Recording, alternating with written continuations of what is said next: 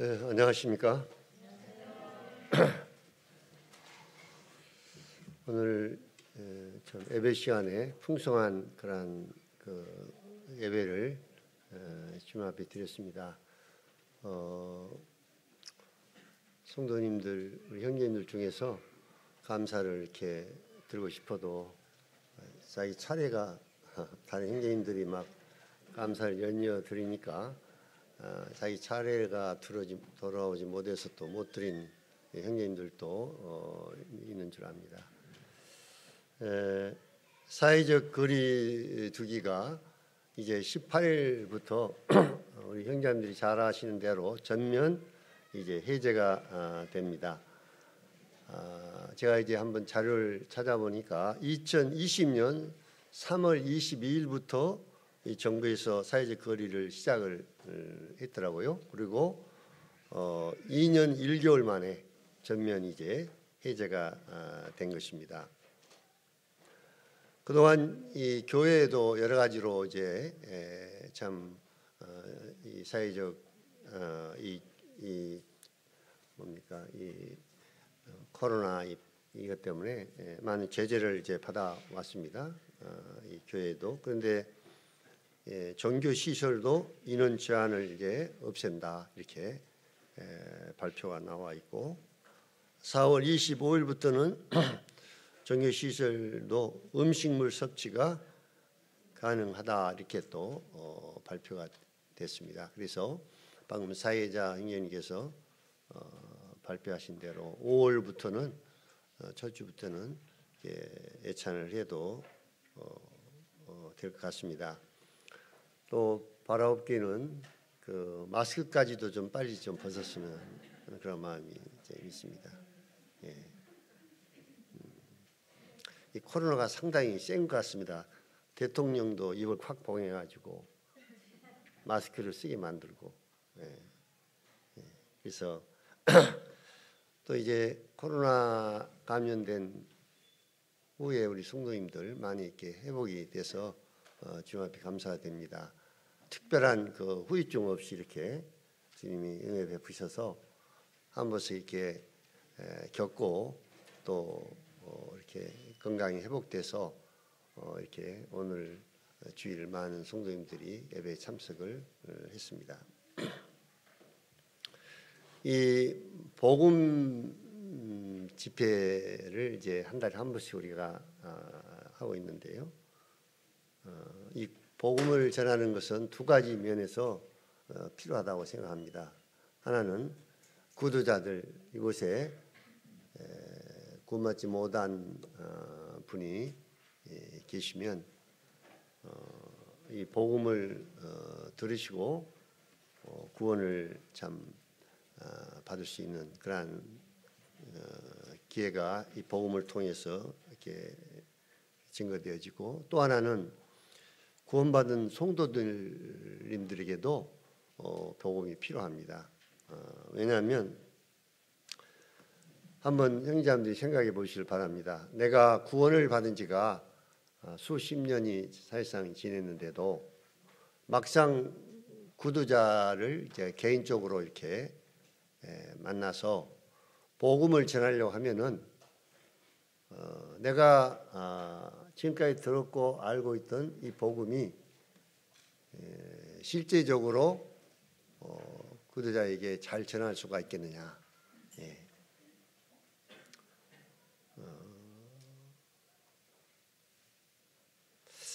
얼마 전인가 언니 구원받은 동국 자매입니다만은 언니가 이렇게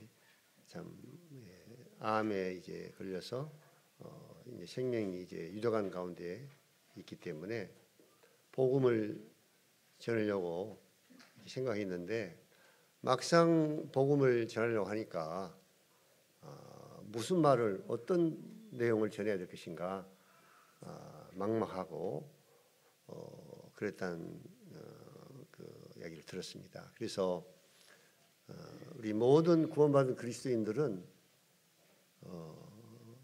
복음을 전도자들이나 말씀 전하는 사람들만 전하는 것이 아니라 말씀에 보면 모든 성도들이 구원받은 모든 성도들은 복음을 전해야 될 이러한 우리 주님의 지상 명령이라고 그러죠.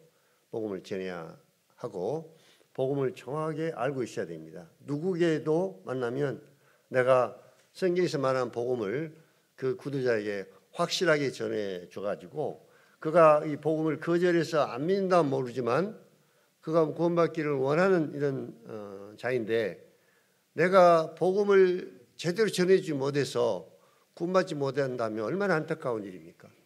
안 그렇습니까? 예. 자, 그렇기 때문에 이 복음을 전하는 이 전도 집회라든지 또 이런 복음을 전하는 이런 시간에 복음을 이제 들으면서 복음은 저런 내용인 모양이다. 복음을 저런 내용으로 전해야 되겠구나. 나도 이제 구두자에게 저런 내용대로 저런 복음을 내가 전해야 되겠다. 복음을 들으면서 우리는 복음을 배우게 됩니다. 그래서 이 복음 집회는 단순히 구두자들만 위한 시간이 아니고 우리 성도님들에게도 복음을 알아야 되고 또 이 복음을 전해야 되기 때문에 이 복음을 잘 들으시길 바랍니다. 나는 이제 구원받았으니까 이 복음은 나하고는 별로 상관이 없다. 그렇게 생각하지 마시고 또 복음을 전할 때 다양한 방식으로 내용은 이제 복음 내용이 성경에 나와 있습니다만은 복음을 전하는 자마다 복음을 다양하게 이렇게 풀어서 전하기 때문에 그런 부분들을 행자들이 잘 아시고 복음을 이제 들으시면서 잘 아셔서 조금 전에 말씀을 드렸습니다만은 나는 이제 어떤 구두자를 만난다 할지라도 분명하고 확실한 이 성경에서 말하는 복음을 내가 전할 수 있다. 자신 있게 확실하게 이렇게 전할 수 있어야 됩니다. 그래서 오늘 이 복음 이 시간에도 형제님들이 이 말씀을 잘 이렇게 들으실 수 있기를 바랍니다. 복음의 중요한 핵심 내용은 예수 그리스도가 누구냐입니다. 우리가 믿어야 할 대상이 예수님이기 때문에 예수님에 대해서 우리가 잘 전해야 되고 예수님이 누군가를 우리가 이 복음을 이제 전할 때 잘 전해서 또 오늘 이 시간에 구원받지 못하신 분이 있다면 예수님이 과연 누구고 내가 왜 예수님을 믿어야 되는가? 그래서 이 복음의 핵심이 바로 예수 그리스도이십니다. 그래서 예수 그리스도가 누구인가? 이 부분을 우리가 하나님의 말씀을 통해서 분명하고 확실하게 증거해야 되는 것입니다. 우리 먼저 마태복음 1장을 보시겠습니다. 마태복음 1장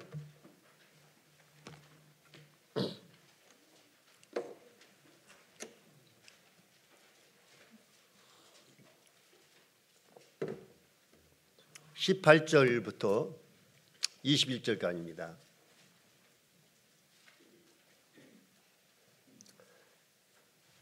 마태복음 1장 18절부터 21절까지. 예수 그리스도의 나심은 이러하니라. 그의 어머니 마리아가 요셉과 약혼하고 동거하기 전에 성령으로 잉태된 것이 나타났더니 그의 남편 요셉은 의로운 사람이라 그를 드러내지 아니하고 가만히 끊고자 하여 이 일을 행할 때에 주의 사자가 현몽하여 이르되 다윗의 자손 요셉아 네 아내 마리아 데려오기를 무서워하지 말라. 그에게 잉태된 자는 성령으로 된 것이라. 아들을 낳으리니 이름을 예수라 하라. 이는 그가 자기 백성을 그들의 죄에서 구원할 자이심이라 하니라. 이스라엘 나라의 이제 갈릴리라고 하는 이러한 지역에 또 갈릴리 지역에 이 나사렛이라는 마을에 요셉과 이제 마리아가 살고 있었는데 이들은 이제 서로 결혼하기로 약혼을 했습니다. 결혼하기를 이렇게 약혼을 하고 약혼을 하고 바로 이제 결혼식 올려서 사는 것이 아니라 약혼을 하고 얼마 동안 이제 시간을 이제 지내다가 이스라엘 나라의 풍습을 보면 이제 결혼식을 올리게 되고 결혼식이 끝나면 이제 함께 동거를 하게 됩니다. 그런데 참 충격적인 것은 마리아가 이제 임신이 된 겁니다.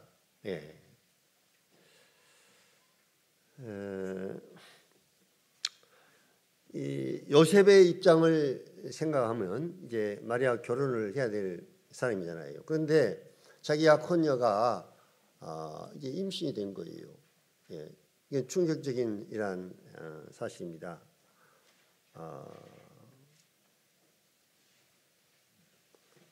그러니까 약혼녀가 임신을 할 수 있는, 임신이 될 수 있는 그러한 자기와 이 관계를 가진 그러한 적이 전혀 없는데 이 마리아가 임신이 됐습니다.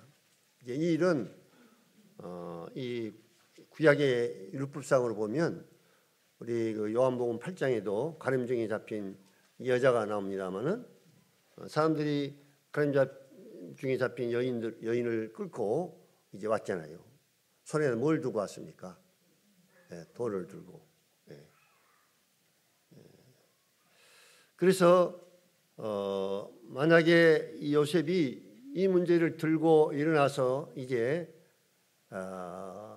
문제를 삼다면 이 마리아는 율법에 의해서 돌에 맞아서 이제 죽임을 당하는 그런 처지에 놓이게 된 겁니다. 이스라엘 율법에 처녀가 결혼하기 전에 또 임신을 하거나 다른 약혼녀가 아닌 다른 사람하고 또 이렇게 해서 성관계를 맺거나 이렇게 하면은 이제 그 죄가 드러나게 되면 공개추행을 당합니다. 마을 사람들이 다 모여가지고 그 마을 사람들이 보이는데 이제 세워가지고 돌을 던져서 끔찍한 그 일이죠. 돌을 하나하나 이렇게 죽을 때까지 그 돌을 던져가지고 사람들이 보는데 공개추행을 합니다. 그만큼 이제 동네 사람들에게도 하나님의 말씀에 대한 두려움과 또 그 죄에 대한 그 말씀대로 이렇게 그런 죄를 범한 자를 심판을 하도록 돌을 쳐서 이렇게 죽이도록 이러한 율법에 기록되어 있기 때문에 그렇게 이제 할 수밖에 없는 처지가 되는 겁니다. 그런데 요셉은 어려운 사람이라 이렇게 말씀을 하고 있고 그것을 문제 삼지 않고 그냥 조용히 이제 끝내려고 이렇게 생각을 하고 있었던 차에 천사가 꿈에 이제 요셉에게 나타나서 다윗의 자손 요셉아 내 아내 마리아 데려오기를 무서워하지 말라. 저에게 잉태된 것은 다른 남자를 통해서 잉태된 것이 아니라 성령으로 된 것이다. 그리고 또 이름을 지어줬습니다. 아들을 낳으니 이름을 예수라 하라. 그가 자기 백성을 저희 죄에서 구원할 자이심이라. 그래서 처녀 마리아가 성령으로 잉태되어 예수 그리스도가 이제 사람의 모양으로 우리와 같은 모양으로 아기 예수로 이렇게 태어나게 된 겁니다. 성령으로 잉태된 인류 역사 이래로 처음 있는 일이고 또 이 일은 참 기이한 일이고 하나님이 역사하지 않으면 도저히 불가능한 여러분과 저는 아버지와 어머니를 통해서 이 땅에 태어났지 아버지 없이 또 어머니 없이 이렇게 태어난 자는 아무도 없습니다. 그런데 예수 그리스도는 처녀를 통해서 남자를 통하지 아니하고 성령님을 통해서 이렇게 처녀를 통해서 예수님이 잉태된 것입니다. 그것은 이제 성경에 보면 남자를 통해서 만약에 태어나게 되면 아담의 후손이 되고 아담의 죄가 그대로 유지인 돼서 그 사람은 이제 죄인 될 수밖에 없습니다. 예. 그런데 남자를 전혀 통하지 아니하고 처녀가 이렇게 그건 불가능합니다만은 성령님의 잉태하심을 통해서 예수님이 이 땅에 태어나서 죄인이 아닌 우리 인류의 구원자의 자격을 가질 수 있는 분으로 이 땅에 태어나게 된 것입니다. 그런데 이제 우리가 생각해 볼 것은 인간으로 태어나기 전에 예수님은 누구셨느냐? 단지 예수님은 마리아를 통해서 이 땅에 사람의 모양으로 태어났습니다마는 그러면 우리 주 예수 그리스도의 시작이 단지 성령으로 잉태되고 예수님이 그때 마리아를 통해서 이 땅에 태어난 그것이 바로 예수 그리스도의 시작인가? 그렇다면 예수 그리스도는 단지 인간에 불과하고 또 세상 사람들이 말하는 예수 그리스도는 훌륭한 분, 4대 성인 중에 훌륭한 분에 불과한 것입니다. 그런데 인간으로 태어나기 전에 마리아를 통해서 태어나기 전에 예수님은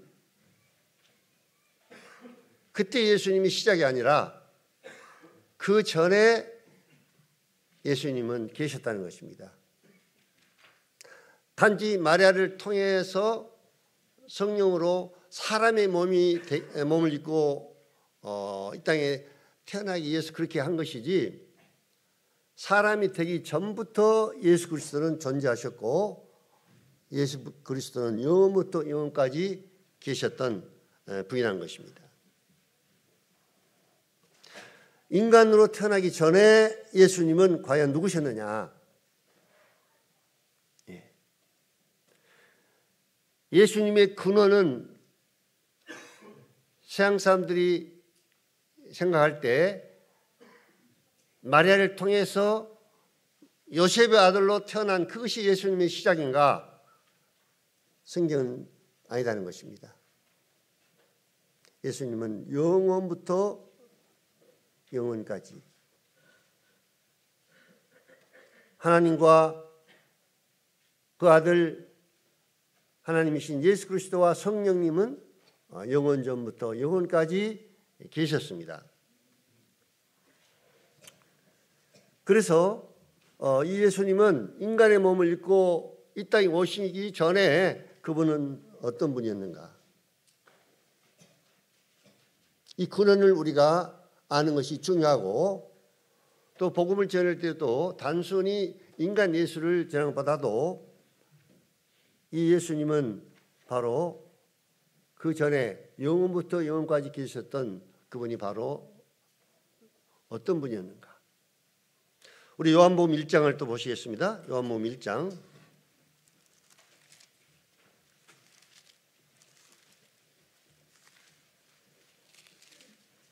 1절부터 3절까지 보시겠습니다.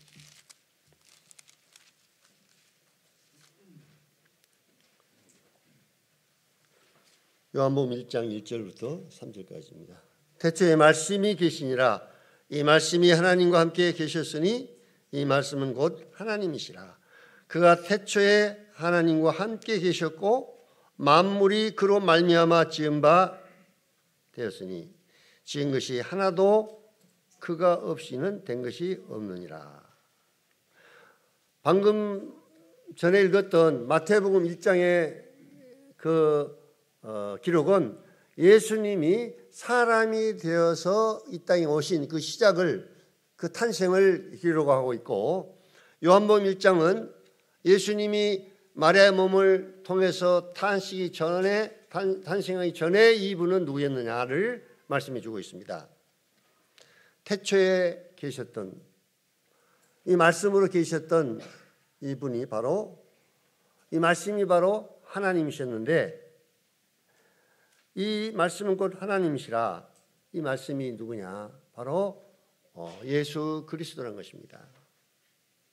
그래서 예수 그리스도는 2절에 3절에 만물이 그로 말미암아 지은 바 되었으니 지은 것이 하나도 그가 없이는 된 것이 없느니라. 예수님은 처녀 마리아를 통해서 이 땅에 오시기 전에 우주 만물을 창조하신 창조주 하나님이셨다는 것입니다. 하나님, 만물이 그로 말미암아 지은 바 되었다. 지은 것이 하나도 그가 없이 된 것이 없느니라. 인간의 몸을 입고 오시기 전에 예수님은 바로 우주 만물을 창조하신 하나님이셨다는 것입니다. 하나님.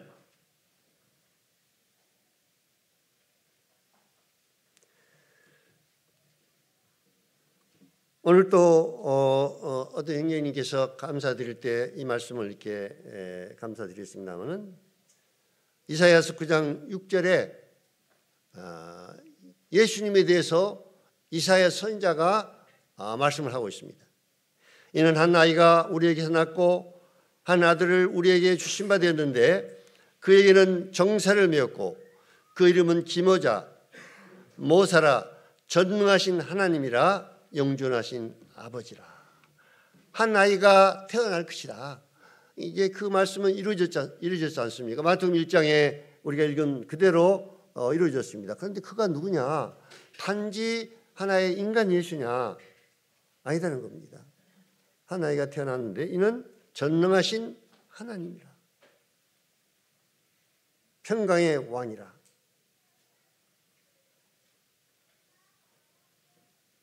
BC 700년 전 선지자 이사야가 한 아이가 태어날 이 예수님에 대해서 그분이 누군가에 대해서 말씀을 하고 있습니다.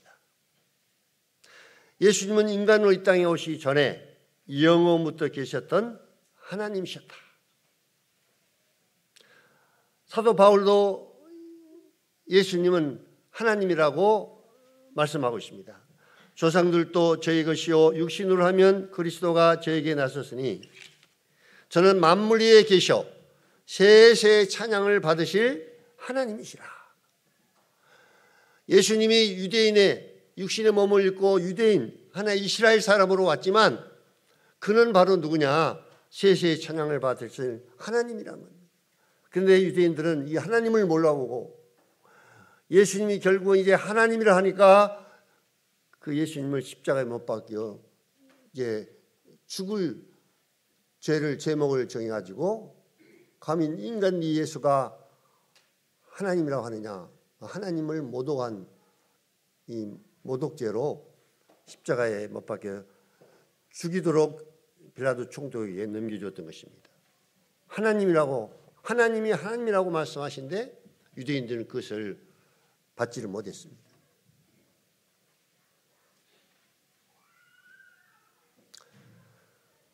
부활하신 예수 그리스도를 본 이 도마도 고백하기를 부활하신 예수님을 보고 나는 그를 내 손으로 만져보기 전에는 그 못자국과 옆구리 창자국을 만져보기 전에는 믿지 못하겠다 했던 이 도마에게 부활하신 예수님이 나타나서 손의 못자국과 옆구리를 창자를 보이니까 그것을 확인한 후에 부활하신 예수님을 보고 도마는 나의 주시며 나의 하나님이라고 고백했습니다.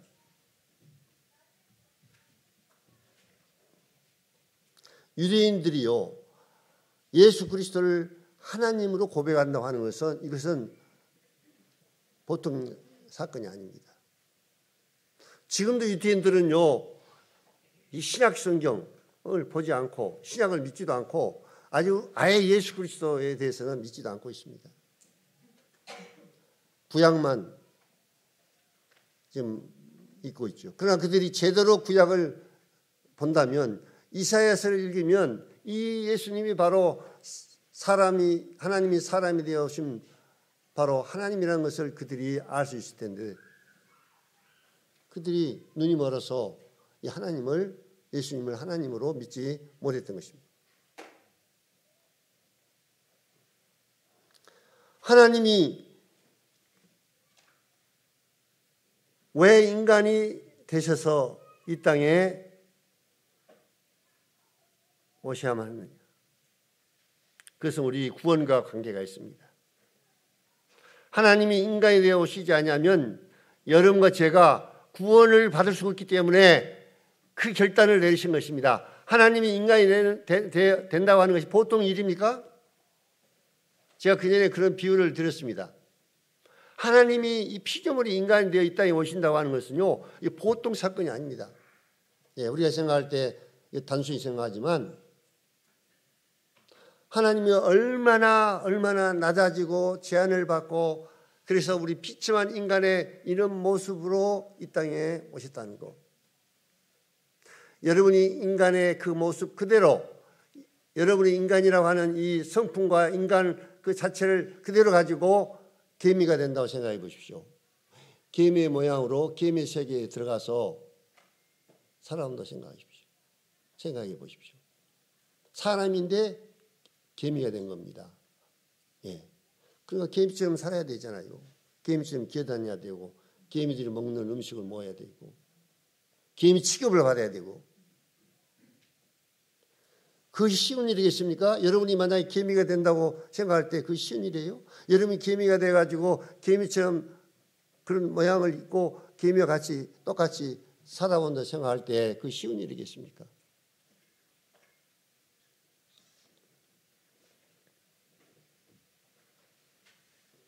하나님이 사람이 되어 오신 분이 누구냐?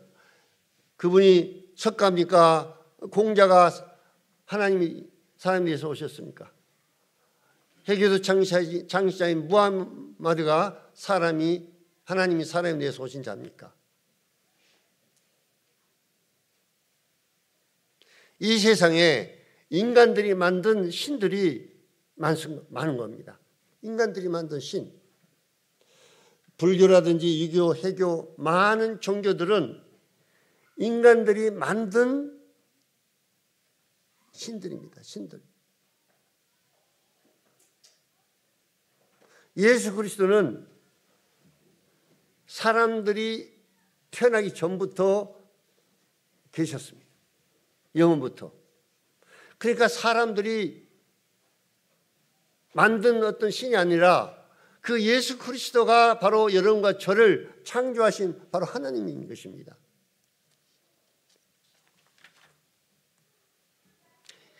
인간들이 이 지구상에 없을 때, 아무 종교도 없을 때, 인간들이 만든 종교나 신이 이 지구상에 전혀 없을 때 예수 그리스도는 영원부터 영원까지 하나님으로 계셨고, 그 하나님인 예수님께서 바로 우리 만물을 창조하시고 여러분과 저를 창조하신 하나님이신 거죠. 인간이 만든 종교, 인간이 만든 신들, 그 근원이 누구냐? 석가가 하나님이냐? 공자가 하나님인가? 무하마드가 그가 정말 신인가? 하나님인가? 기독교하고 이 다른 종교하고는 비교할 수 없습니다.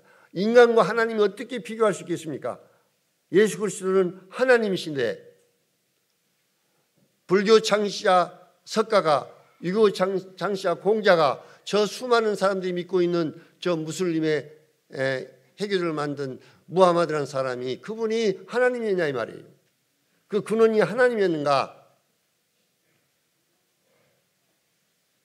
그들은 우리가 똑같은 죄인인 하나의 인간들이었는데 그들이 자기들 나름대로 종교를 만들었고 수많은 사람들이 그 종교에 속아가지고 거짓된 신을 믿고 살아가고 있는 것입니다. 예레미야 찾지는 않겠습니다만 10장 11절을 보면 너희는 이같이 그들에게 이르기를 천지를 짓지 아니한 신들은 땅 위에서나 이 하늘에서 망하리라. 천지를 짓지 아니한 신은 이제 결국은 망하게 된다는 것입니다. 불교 창시자 석가가 내가 우주 만물을 창조한 신이다 이렇게 주장할 수가 있습니까? 불교 경전에 그런 기록이 있습니까? 어떤 종교의 창시자가 자기가 우주 만물을 창조하신 신이다 이렇게 주장한 신이라고 주장한 자가 누가 있습니까? 없습니다. 그래서 진정한 신이라면 그는 우주 만물을 창조하는 신이어야 되고 우리 인간을 창조하는 신이어야 되는 것입니다. 그래서 창조주 하나님, 우리가 피조물인 우리 인간이 그래서 우주 만물을 창조한 그 신을 찬양하고 경배드리고 오늘 우리가 예배를 드렸습니다. 예, 하나님, 성령 하나님, 예수 그리스도 그 하나님,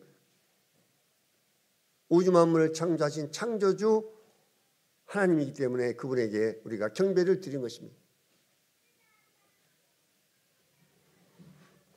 그래서 천지를 창조하지 못한 신들은 다 망한다고 그러고 그렇게 말씀하고 있고 그 천지를 창조하지 못한 신들을 섬기고 있는 인간들도 그 신이 망한 것처럼 그 신을 섬기는 자들도 다 함께 망하게 될 것입니다.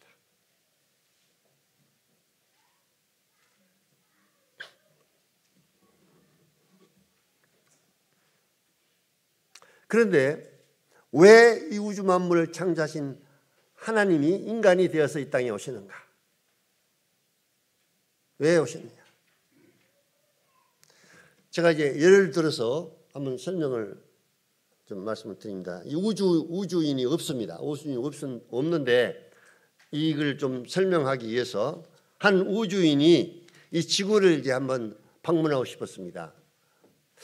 그 목적은 사람들이 하나님의 형상대로 만들어졌다고 하는데 과연 인간들이 하나님의 형상대로 만든 인간들이 어떤 인간들인가 궁금하고 좀 보고 싶고 그래가지고 외계인이 이 땅에 이제 와서 하나님의 영이시기 때문에 볼 수가 없고 그러면 틀림없이 하나님의 형상대로 만든 인간을 볼 때 하나님이 자기 형상대로 만들었기 때문에 사람을 보면 그 만드신 하나님이 어떤 분인가를 틀림없이 알 수 있을 것이다. 그래서 내가 저 인간 세계에 내려가서 하나님이 어떤 분인가를 좀 알아봐야 되겠다. 사람들이 하나님의 형상대로 만들었기 때문에 그 모습을 보면 알 수 있을 것이다 하고 이 세상에 내려와서 사람들을 보니까 그 외계인이 실망을 했겠습니까? 하나님이 형상대로 만들었다고 막 놀래고 박수를 쳤겠습니까? 예? 사람들 보고 어떻게 했어요? 사람들 꼬락서리를 보니까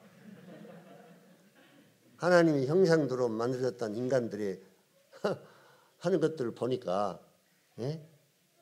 하나님이 이런 분일까? 하나님이 형상대로 만들었다는데 하나님이 인간과 그런 하나님 형상을 닮았기 때문에 하나님이 그러면 이런 분인가?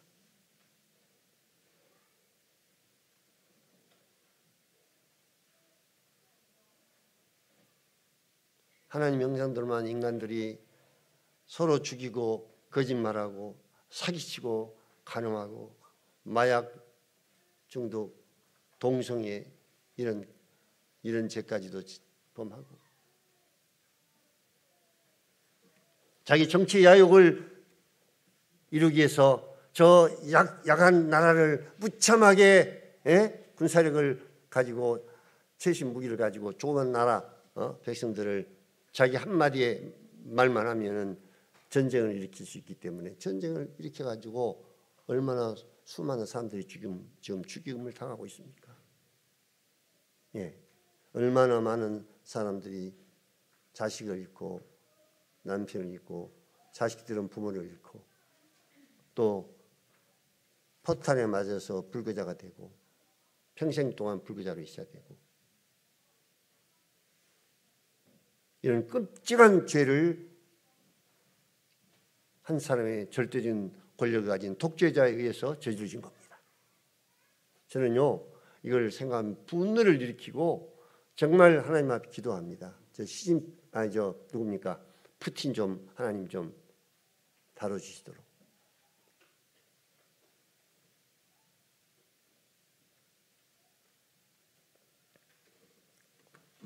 로마서 1장을 한번 보시겠습니다. 로마서 1장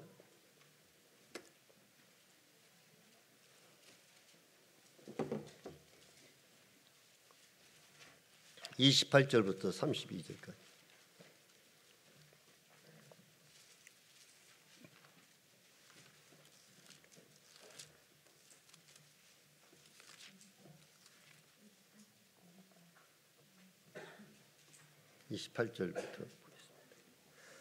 또한 그들이 마음에 하나님 두기를 싫어하매 하나님께서 그들을 그 상실한 마음대로 내버려 두사 합당치 못한 일을 하게 하셨으니 곧 모든 불우, 추악, 탐욕, 악의가 가득한 자요, 시기, 살인, 분쟁, 사기, 악독이 가득한 자요, 수근수근한 자요, 비방하는 자요, 하나님께서 미워하는 자요, 능욕하는 자요, 교만한 자요, 자랑하는 자요, 악을 도모하는 자요, 부모를 거역하는 자요, 우매한 자요, 배역하는 자요, 무정한 자요, 무자비한 자라. 그들이 이 같은 일을 행하는 자는 사형에 해당한다고 하나님께서 정하심을 알고도 자기들뿐만 행할 뿐만 아니라 그런 일을 행하는 자들을 옳다 하느니라. 악을 악으로 여기지 않고 악을 선으로 잘한다고 선으로 여기는 이런 인간이 됐다는 것입니다. 여기 보십시오. 얼마나 모든 불우, 추악, 탐욕. 이 외계인이 이러한 모습을 본 인간들을 봤을 때, 인간들의 이런 타락한 이런 모습을 봤을 때 그가 우리 사람의 이런 것들을 보면서 하나님의 형상이라고는, 하나님의 형상으로는 도저히 찾아볼 수 없는, 우리 인간이 왜 이 모양 이 꼴이 되고, 이처럼 우리 인간이 타락한 인간이 됐느냐.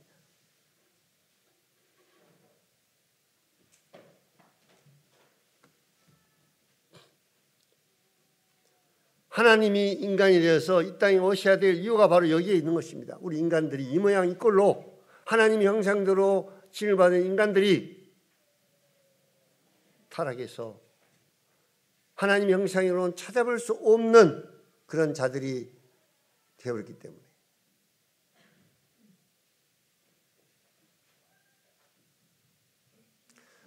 자동차를 만든 공장에서 아주 새 차로 이렇게 나왔는데, 새 차를 타고 다니면 참 좋잖아요. 성도 좋고. 그렇죠? 그런데 이 차가 이제 부서지고 망가질 대로 망가져가지고 부속품이나 겉모습이나 이제 차가 완전히 망가지도록 망가지고, 그래서 그런 차는 이제 도저히 타고 다닐 수 없는 폐차를 시켜야 될 이런 차의 모습처럼 우리 인간이 바로 쓰레기장이 있다면 쓰레기장에 보내야 될 인간, 지옥에 있다면 지옥에 갈 수밖에 없는 이 비참한 인생, 이런 우리 인생들을 그냥 버려둘 수가 없어서 이런 인생들을 구원하기 위해서 하나님이 사람이 되어서 이 땅에 오시기로 결정하셨고, 2000년 전에 그분이 하나님이 사람이 되어 이 땅에 오신 것입니다.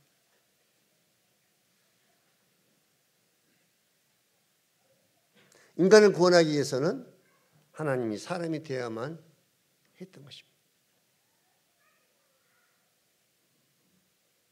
몸을 가지고 있어야만이 우리 죄를 위한 화목제물이 될 수가 있고, 그 몸으로 우리 죄를 담당할 수가 있기 때문에 하나님이 사람의 몸을 입고 이 땅에 오셔야만 했어요. 친히 나무에 달려 그 몸으로 우리 죄를 담당하셨으니 이는 우리로 죄에 대하여 죽고 의에 대하여 살게 하려 하십니다. 저가 채찍에 맞음으로 너희는 나음을 입었다.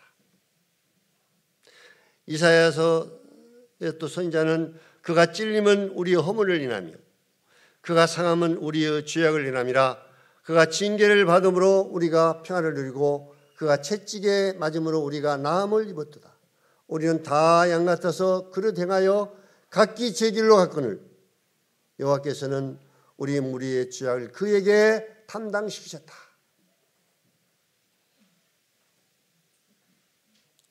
우리가 예배 때마다 감사드리고 그분의 사랑과 은혜를 참 잊을 수가 없어서 예배 때마다 이 십자가에 우리 주님의 당하신 고통과 고난과 또 은혜를 우리가 감사를 드리고 있습니다. 우리가 이제 구원을 받았기 때문에 그것을 알죠. 나 같은 자를 내가 얼마나 하나님 알기 전에는 제가 그래도 뭐 굉장한 자처럼 또 뭐 그래도 그럴 만한 인간처럼 생각을 하고 살았는데 하나님 앞에서 비참한 자기 자신의 모습을 깨닫고 얼마나 형편없는 죄인가를 깨닫고 이런 형편없는 자를 위해서 하나님이 이 땅에 내오셨구나. 인간이 내오셨구나. 하나님이신 그분이 사람이 되어 이 땅에 오셔서 그 십자가를 지셨구나.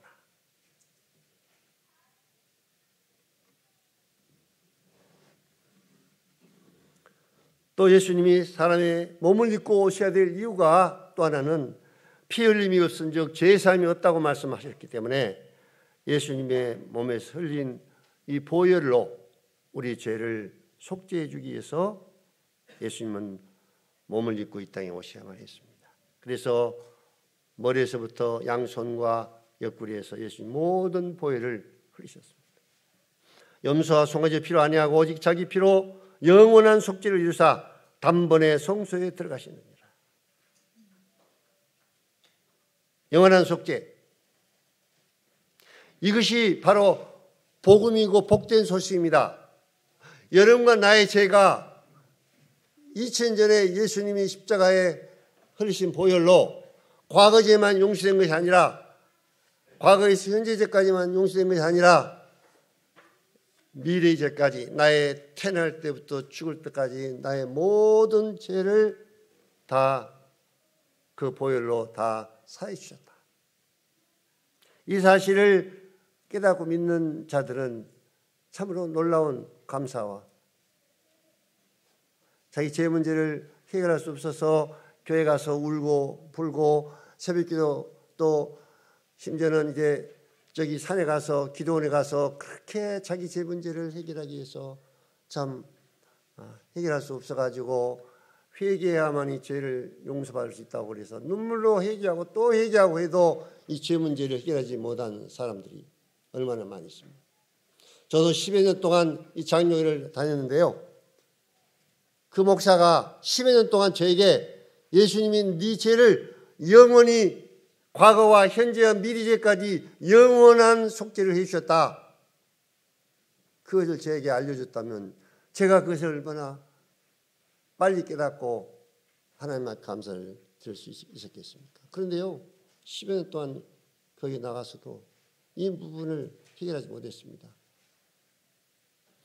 과거죄만 용서해 줬기 때문에 사함을 받았기 때문에 지금 현재 지은 죄 앞으로 지을 죄는 내가 일일이 회개해야 되고 죄를 안 져야 되고 그래서 죄를 용서받을 수 있다고 그렇게 알고 있었습니다. 기쁜 소식 무엇이 기쁩니까? 나의 죄가 예수님이 십자가에 흘리신 보혈로 영원히 사함을 받았다. 과거죄뿐만 아니라 또 현재까지만 아니라 앞으로 내 전 세계 모든 죄가 이미 2000년 전에 예수님이 담당해 주셨고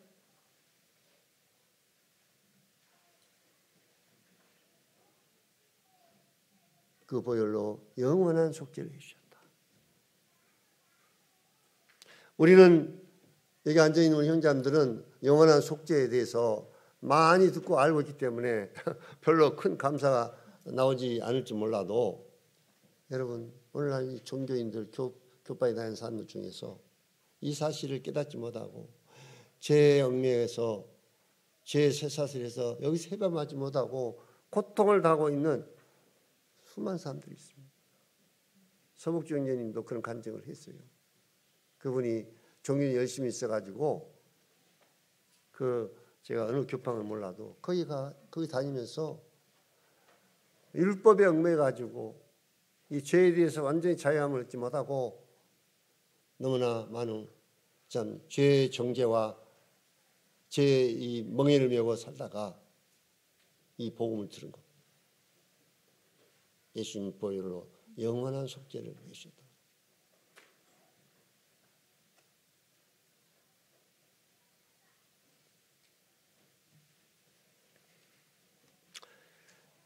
또 예수님이 우리를 구원하기 위해서는 부활하셔야 됩니다.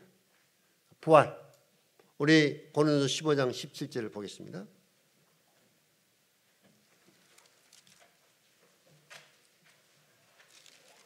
고린도전서 15장 17절.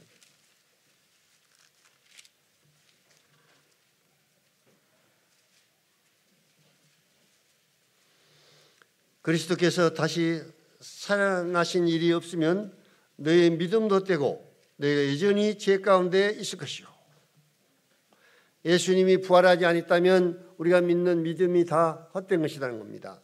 그리고 우리의 죄 문제가 그대로 있을 것이다. 말씀하고 있습니다. 그래서 예수님은 반드시 부활하셔야 됩니다. 부활. 십자가에 죽으신 예수 그리스도가 그 죽음을 이기고 부활하셔야만이 우리의 죄 문제가 완전하게 완벽하게 해결된다는 것입니다. 그렇기 때문에 이 복음을 전할 때 이 부활을 전한다고 하는 것은 참으로 중요한 것입니다. 십자가에 거기까지만 예수님 십자가에 죽으셨다 여기까지만 끝나서는 안 되는 겁니다. 예수님 부활하셨다. 예수는 우리 범죄함을 위하여 내어지고 우리를 의롭다 하시기 위하여 부활하시느니라.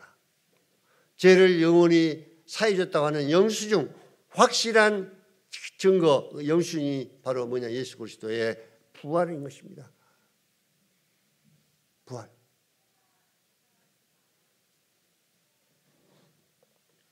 자, 그러면 예수님이 여러분과 저의 모든 죄를 영원히 십자가에 다 사해 줬는데, 그러면 저 안 믿는 사람들, 그걸 모르는 사람들, 감옥에 있는 사람들이나 세상 모든 저 해도인들이나 어떤 사람들까지도 죄 없이 다 죄를 다 예수님이 사해 줬다면, 그럼 그 사람들도 천국에 가야지. 왜 그 사람들은 심판을 받느냐? 인류의 죄를 위해서 예수님 십자가에 돌아가셨다면 인류 모든 사람을 죄를 다 사해 줬지 않느냐, 예수님이. 그런데 왜 그들은 지옥에 가고 심판을 받느냐? 이게 상당히 중요한 질문입니다. 우리 요한복음 18장을 보시겠습니다.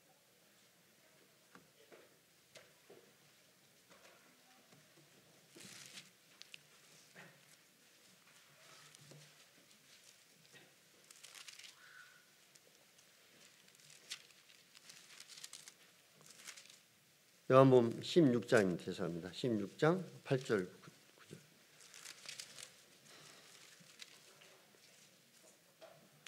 그가 와서 죄에 대하여 의에 대하여 심판에 대하여 세상을 책망하시니라. 여기서 그는 성령님을 가리킵니다. 앞으로 7절에부터 읽지 않았습니다마는 보혜사가 너에게 오시지 아니하면 보혜사가 너에게로 오시지 아니할 것이요 가면 내가 그를 너에게 보내리니. 이 성령님을 말씀하고 있습니다. 그 성령님이 와서 죄에 대하여 의에 대하여 심판에 대하여 세상을 책망하시리라. 죄에 대하여는 그들이 나를 믿지 아니하며 의에 대하여는 내가 아버지께로 가니 너희가 다시 나를 보지 못할 것이요 심판에 대하여는 이 세상 임금이 심판을 받았습니다. 이제 이 죄에 대해서 나옵니다. 죄가 무엇인가? 불신, 믿지 아니한 이 죄, 이제 모든 죄는 여러분이 뭐 도덕적으로 어떤 죄를 지은 이 죄 때문에 여러분이 지옥 가는 것이 아니라 그 죄를 예수님이 그 십자가의 고통과 고난과 하나님이 사람이 되어서 이 땅에 오셔서 그 죄 문제를 다 해결해 주시고 부활하셔서 확실한 증거까지 믿을 만한 증거까지 보여줬는데도 그 예수님을 거절하는 거, 그분을 믿지 아니한 거, 이 죄는 용서받을 수 없는 죄입니다. 이 믿지 않은 이 죄 때문에 이제 심판을 받고 결국은 심판이 이르게 되고 지옥에 가게 되는 것입니다. 이 불신, 하나님을 예수 그리스도를 믿지 않은 이 불신, 이의 가장 큰 죄입니다. 부모에게 지은 죄 중에서 가장 부모에 대해서 가장 큰 죄가 무슨 죄겠습니까?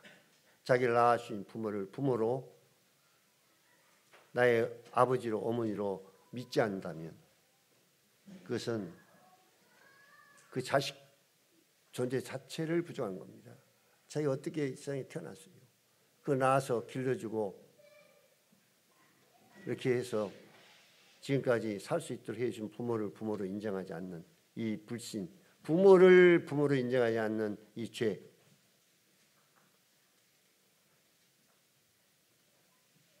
부모님이 생활할 때는 가장 큰 죄입니다.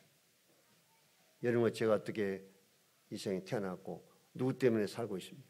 그분이 만든 공기, 그분이 만든 태양빛을 받고 그분이 만든 음식을 먹고 그분이 만든 이 지구에 이 땅에서 살고, 그것뿐만 아니라 여러분이 저지른 이 죄 문제를 십자가에서 그렇게 고통과 고난과 수치와 빤밤을 당하면서까지도 다 사해 주신 그 은혜를 거절하고 믿지 아니하는 것, 이것은 용서할 수 없는 죄. 이 믿지 않는 이 죄 때문에 지옥에 가는 것입니다. 여러분이 구원받으려면 이제 이 죄를 회개하십니다. 회개라는 것은 생각을 바꾸고 마음을 바꾸는 것입니다. 내가 지금까지 하나님 믿지 않고 예수님의 이 은혜와 십자가의 이 사랑을 믿지 않고 살았구나. 불신 가운데 살았구나.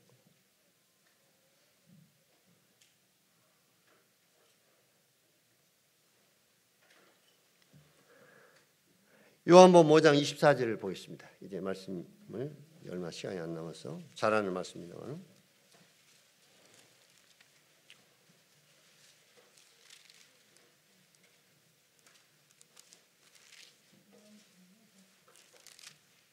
요한복음 5장 24절, 내가 진실로 진실로 너희에게 이르노니 내 말을 듣고 또 나 보내신 이를 믿는 자는 영생을 얻었고 심판에 이르지 아니하나니 사망의 생명으로 옮겼느니라. 자, 얼마나 놀라운 복음이고 기쁜 소식입니까? 영생을 얻었다는 것입니다. 예수 그리스도를 믿는 자는 심판을 받지 않는다는 것입니다. 사망의 생명으로 옮겼다. 이 얼마나 놀라운 소식입니까? 저는 교파에 12년 동안 다니면서도 영생을 얻었는지, 죽어봐야 이제 앞으로 하나님 앞에 죽어봐야 알지, 내가 심판을 받을지 안 받을지 이것은 하나님 앞에 가서 이제 죽어봐야 알지, 어떻게 알 수 있느냐 이 땅에서. 그래서 늘 교회 다니면서도 나는 심판 받을 것이다, 영생은 아예 얻었다고 하는 아예 생각지도 못하고 살았습니다. 그러나 어느 날 저에게 구원받은 성도가 이 말씀을 저에게 보여주었습니다. 영생을 얻었다, 얻을 것이다가 아니라, 죽은 다음에 얻는 것이 아니라 예수 그리스도 그분을, 하나님을 믿는 자는 영생을 이미 얻었다는 것입니다. 심판을 받지 않는다는 것입니다. 심판받을까 봐 내 죄가 지은 죄만 생각하고 늘 이 죄 때문에, 내가 지은 죄 때문에 불안하고 이 죄 때문에 심판을 받을 것이다 이렇게 생각하고 살다가 심판을 안 받는다고 하는 이 말씀, 사망의 생명이 옮겼다. 이거 얼마나 놀라운 복음입니까? 기쁜 소식입니까? 여러분 생각해 보십시오. 내가 영생을 얻었다. 심판은 이제 안 받는다. 사망이 생명으로 옮겼다. 이것처럼 더 복된 기쁜 소식이 어디 있습니까? 이걸 깨달은 사람은요, 얼마나 죄에서 심판에서 자유함을 얻고, 예? 자기가 영생을 이제 얻었다고 하는 확신 가운데 살 수 있게 된 걸 생각할 때 얼마나 놀랐겠습니까? 하나님의 이 말씀, 변하지 않는 이 말씀을 통해서 이 자리에 아직도 구원의 확신이 없는 분이 있습니까? 나는 아직 영생을 얻었다. 심판에 이르지 않았다. 심판에 받을지 안 받을지 잘 모르겠다. 영생은 내가 죽어야 한다. 이렇게 생각하는 분이 계십니까? 이 말씀을 자세히 보십시오. 예수님이 과거지만 내 죄를 사해 줬다. 나는 하나님 앞에 죄인이고 이 죄를 어찌할 수 없는 죄인인데 예수님이 십자가 흘리신 보혈로 내 죄를 영원히 과거, 현재, 미래 죄까지 다 사해 줘서 이제 나는 이제 그 죄 때문에 심판을 안 받는다. 이 사실을 믿고 깨달을 수 있기를 바랍니다. 여러분, 이것이 이 말씀이 여러분에게 복된 기쁜 소식이 될 것입니다.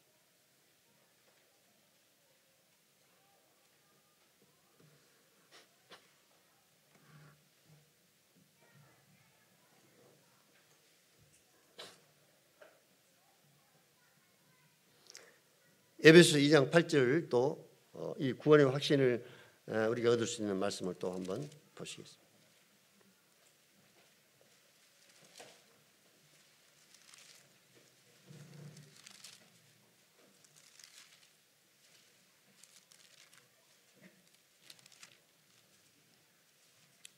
에베소 2장 8절 9절입니다. 너희는 그 은혜를 인하여 믿음으로 말미암아 구원을 받았으니 이것은 너희에게서 난 것이 아니요 하나님의 선물이라. 행위에서 난 것이 아니니 이는 누구든지 자랑치 못하게 함이라. 자, 여기 보십시오. 어떻게 구원받는다고요? 그 은혜를 인하여 믿음으로 말미암아 구원을 받았다. 받을 것이 아니라 이것이 너희에게서 난 것이 아니 하나님의 선물이라. 행위에서 난 것이 아니니 이는 누구든지 자랑치 못하게 합니다. 이 행위, 교회를 다니는 수많은 사람들 가운데 당신 구원받았습니까? 이렇게 물어보면 나는 부족이 있어요. 나는 하나님 앞에 지금 이렇게 사는데 내가 어떻게 구원받을 수 있습니까? 내가 어떻게 구원받았다고 얘기할 수가 있습니까? 저도 옛날에 그랬습니다. 행위에 얽매여가지고 행위에 사로잡혀가지고 행위를 잘해야만, 모든 종교는 자기의 어떤 그 종교의 선에 이르려면 행위를 잘해야 됩니다. 행위를 잘해야 돼요. 그렇죠? 그런데 이 성경은 너 같은 죄인은 네가 아무리 잘해도 네 행위로는 구원받을 수 없다는 겁니다. 너는 안 된다. 네 행위로는 안 된다. 이것이 얼마나 복음입니까? 복된 소식입니까? 그렇잖아요? 내가 잘해가지고 내 노력으로 구원받을 수 있다면, 얼마든지 자기가 노력을 해서 구원받는다면 자기가 얼마만큼 행위를 잘해야 구원을 받는 거예요. 근데 행위로 안 된다는 겁니다. 행위로 안 된다. 이 행위를 포기해야 된다는 거예요. 그래서 어떻게 구원받느냐? 그 은혜를 인하여 믿음으로 구원을 받는 거예요. 믿음으로. 예수 그리스도를 믿는 그 믿음으로 구원을 받는다는 것입니다. 이것도 복된 소식입니다. 복음입니다. 그렇지 않습니까? 예. 복음. 그냥 은혜로, 믿음으로 구원받는다. 나는 행위를 잘해서 내 노력으로 하나님 앞에 어떤 선을 쌓아서 내가 하나님 앞에 이제 구원받을 줄 알았는데 그거 안 된다는 것입니다. 행위로 안 된다는 것입니다. 예수 그리스도의 은혜를 믿음으로 말미암아 구원을 받는다. 이 복된 소식입니다. 이 복음입니다.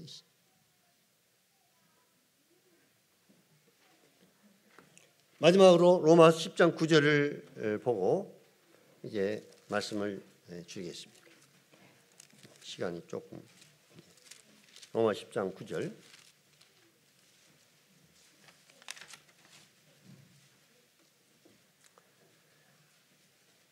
네가 만일 내 입으로 예수를 주로 시인하며 또 하나님께서 그를 죽은 자 가운데서 살리신 것을 내 마음에 믿으면 구원을 받으리라.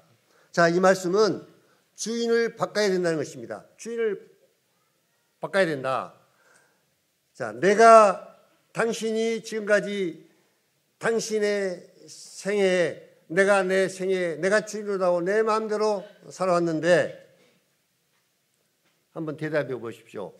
여러분이 지금까지 여러분이 주인으로다고 살아왔는데 어떻게 인생을 잘 살아왔습니까? 네? 어떻습니까?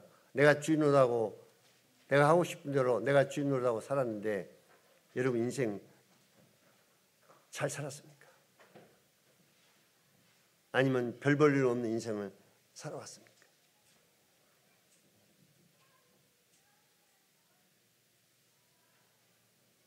주인을 바꿔야만이 내 인생이 이제 달라진 것입니다.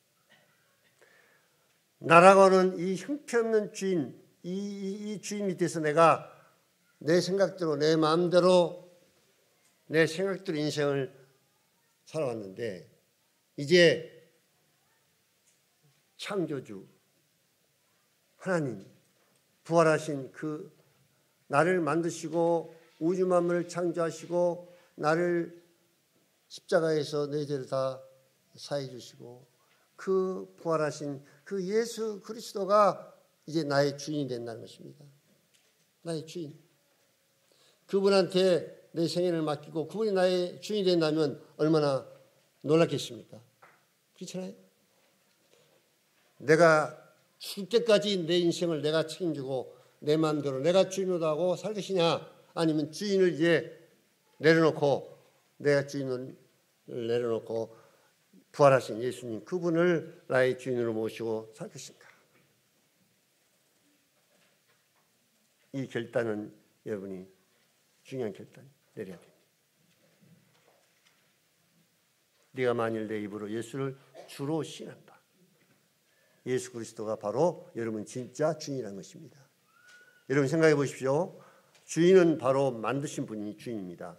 그렇잖아요. 여러분 집 주인, 차 주인, 뭐 땅 주인, 건물 빌딩 주인 많은 주인이 있습니다. 자기 소유 주인. 그런데 진짜 주인은 누구냐? 만드신 분이에요. 만들어야. 저 태양을 만드신 분이 저 태양의 주인이고 이 지구를 만드신 분이 이 지구의 주인이고 여러분과 나를 만드신 그분이 여러분과 나의 주인이라는 겁니다. 그런데 주인이 아닌 자가 주인 행세하고 살았어요. 지금까지요.